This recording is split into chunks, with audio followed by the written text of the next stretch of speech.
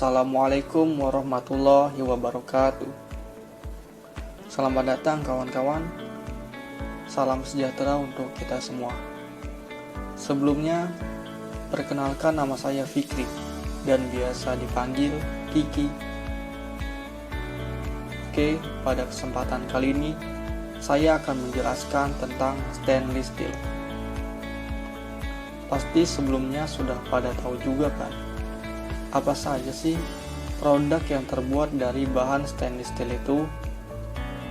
Ya betul, contohnya seperti sendok, panci, pisau, dan lain sebagainya. Oke, langsung saja. Sebenarnya apa sih stainless steel itu? Stainless steel biasa disebut baja tahan karat, yang merupakan paduan atau gabungan dari beberapa unsur logam. Dari perpaduan logam itu, didapatkan logam baru dengan sifat atau karakteristik yang lebih unggul dari unsur logam sebelumnya. Stainless steel mengandung senyawa ferrum atau besi dan setidaknya 10,5% kromium untuk mencegah proses korosi atau pengeratan, serta karbon kurang dari 1,2% dan elemen paduan lainnya.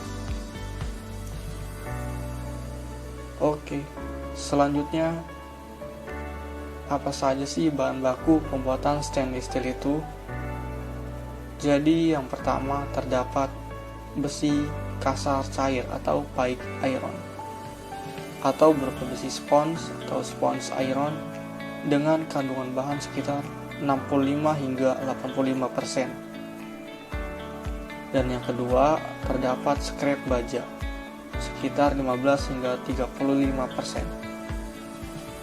Nah, dari kedua bahan tersebut, untuk secara rincinya terbagi menjadi beberapa bagian. Yang pertama, itu terdapat karbon. Digunakannya karbon dengan tujuan agar stainless steel tersebut tetap kuat pada suhu yang tinggi. Yang kedua adalah kromium. Kromium itu bisa membuat baja tahan karat atau stainless steel menjadi lebih keras, tahan gesekan, tahan korosi, dan tahan pada temperatur yang tinggi. Yang ketiga terdapat silikon dengan tujuan agar baja tahan asam pada konsentrasi rendah dan dapat memperbaiki sifat magnetik dan sifat listrik baja. Yang keempat yaitu nikel.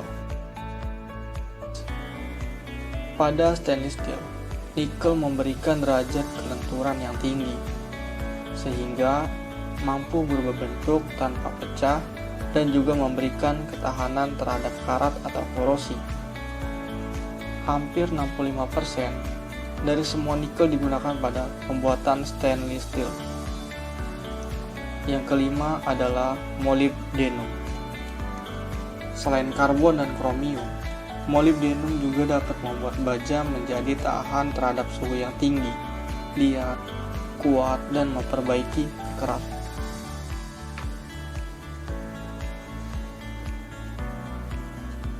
Kemudian terdapat wolfram. Pada unsur ini, wolfram memberikan pengaruh yang sama seperti pada penambahan molybdenum dan biasanya dicampur dengan unsur nikel dan kromium. Yang ketujuh adalah vanadium. Vanadium dapat memperbaiki struktur kristal baja menjadi lebih halus, memperkuat baja, dan meningkatkan ketahanan baja terhadap panas. Dan yang terakhir yaitu kobalt.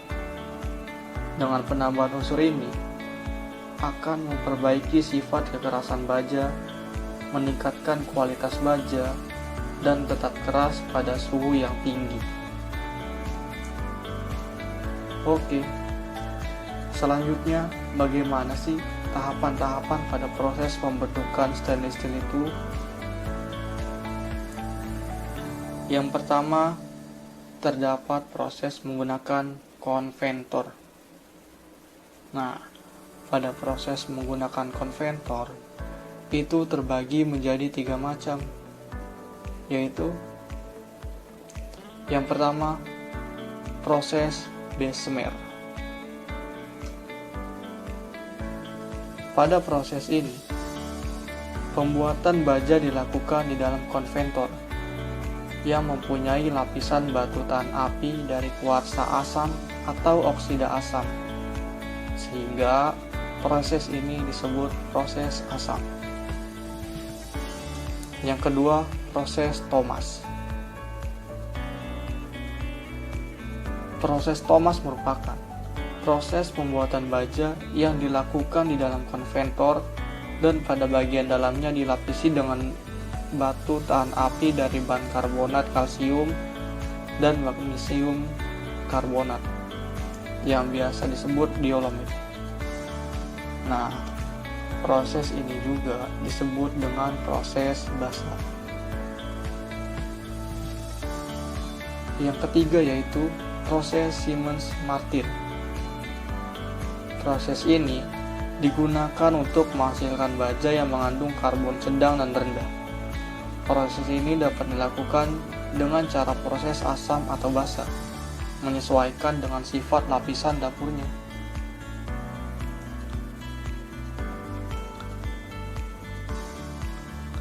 Selain proses menggunakan konventor, juga terdapat proses open heat furnace atau biasa disebut proses terbuka. Pada proses ini, terdapat tanur berupa piringan datar yang besar.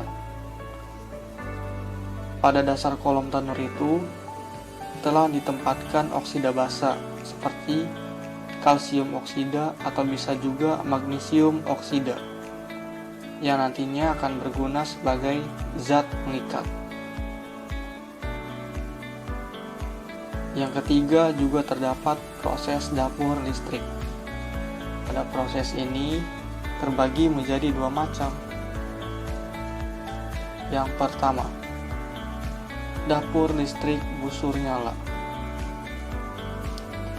Dapur ini mempunyai kapasitas dari 25 hingga 100 ton dan dilengkapi dengan 3 buah elektroda karbon yang dipasang pada bagian atas atau atap dapur, disetel secara otomatis untuk menghasilkan busur nyala yang secara langsung memanaskan dan mencairkan logam. Dan yang kedua terdapat dapur induksi frekuensi tinggi. Dapur ini terdiri dari kumparan yang dililiti kawat mengelilingi cawan batu tahan api. Saat terdapat tenaga yang dialirkan dari listrik, akan menghasilkan arus listrik yang bersirkulasi di dalam logam, yang menyebabkan terjadinya pencairan. Oke, selanjutnya ada macam-macam kelebihan dari peralatan yang berbahan stainless steel. Yang pertama, yaitu mudah dibersihkan. Maksudnya adalah, karena stainless steel bersifat isolator, jadi stainless steel tersebut tidak mudah ditempeli oleh bahan lain. Yang kedua yaitu sangat kuat. Stainless steel terbuat dari logam yang sangat rapat, sehingga tidak mengandung pori-pori. Sudah banyak diketahui juga bahwa logam merupakan salah satu bahan terkuat di antara bahan lainnya. Selanjutnya, tahan lama. Maksudnya adalah, tahan lama itu dikarenakan keunggulan utama dari stainless steel, yaitu sifatnya yang tahan terhadap korosi dan oksidasi. Dan yang terakhir, multifungsi. Ini disebabkan karena stainless steel tidak mempunyai reaksi apapun ketika digunakan untuk berbagai keperluan. Oke, selain memiliki kelebihan, tentunya stainless steel juga memiliki kekurangan. Yang diantaranya, yang pertama yaitu timbul bintik-bintik putih. Hal tersebut terjadi disebabkan karena paparan garam yang dilakukan secara terus-menerus. Kemudian yang kedua yaitu berubah menghitam. Beda seperti panci biasa, yang biasanya bisa menghitam jika terkena apapun. Peralatan stainless steel hanya akan menghitam jika terkena suhu panas yang sangat tinggi. Tetapi dapat dihilangkan juga dengan perawatan yang tepat. Yang ketiga, pastinya sudah pada tahu ya kan, yaitu kurang ekonomis atau biasa disebut juga sangat mahal.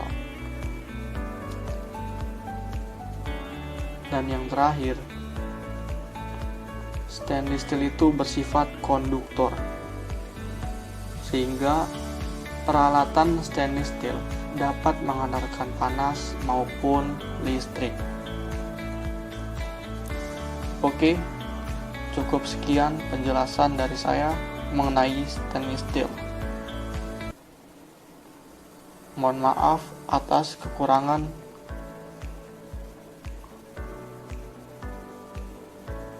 Dan jangan lupa like, comment, and subscribe. Terima kasih. Wassalamualaikum warahmatullahi wabarakatuh.